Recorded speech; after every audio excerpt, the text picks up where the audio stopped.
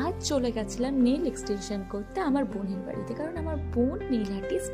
তো বোন nail artist হলে একটু তো নেল এক্সটেনশন করতেই হয়। আর সামনে যেই তোমার মামার বিয়ে, শুধু মেকআপ করলে হবে, হাতগুলোকেও তো একটু সুন্দর করতে হবে, তাই না? আর এদিকে দেখো আমার দিদি এত বদমাইশ মেয়ে, শুধু আমাকে মেরেই যাচ্ছে। আবার আমি বলছি বলে দেখো মুখ লোকাচ্ছে। তো ফার্স্টেই দিদির হাতে নেলের কাজ শুরু হয়ে গেছে। আর এখানে আমরা বোনকে বলেই দিয়েছি আমরা কোনো রকম ফেক নেলস লাগাবো না।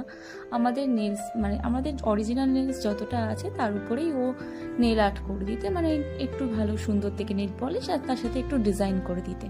আর আমি ওকে বলছিলাম যে দেখ আমার কিন্তু ডান হাতের নেলসগুলো ছোট ছোট, তো সেই অনুযায়ী আমাকে সুন্দর করে একটা নেল পলিশ করিয়ে দিবি আর একটু সুন্দর ডিজাইন করে দিবি। আর আমার যেহেতু পার্সোনালি স্টোনটা খুব ভালো লাগে, তো ওই জন্য আমি স্টোনটা তো বসাবোই। ওকে বলেই দিয়েছিলাম যে আমাকে স্টোন বসিয়ে দিবি। যখন বোন নেল আর্টিস্ট হয় না, তখন কিন্তু শুধু ওর বাড়িতে আমরা নেল আর্ট করতে যাই না, এইভাবে খাবার দাবারও খেতে যাই।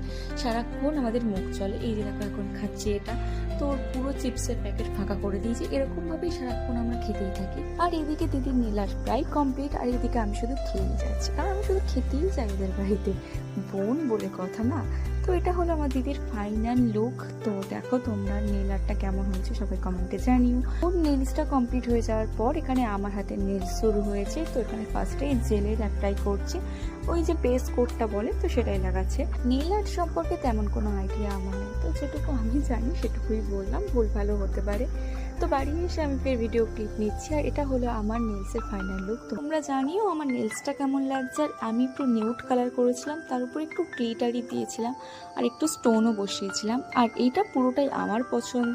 আমি বোনকে যেমনটা বলেছিলাম ও ঠিক তেমনটাই করেছিল। আর একটু আমি ঢং করে তোমাদেরকে দেখাচ্ছি নেলসটা। তো তোমাদের আজকের ভিডিওটা কেমন লাগলো অবশ্যই কমেন্টে জানিও। চলো টাটা।